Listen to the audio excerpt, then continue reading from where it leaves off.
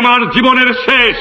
তাই আমি টেলিফোন করে আমি খবর দিলাম আমার বিডিআর হেডকোয়ার্টারে চট্টগ্রাম, আজ থেকে বাংলাদেশ স্বাধীন।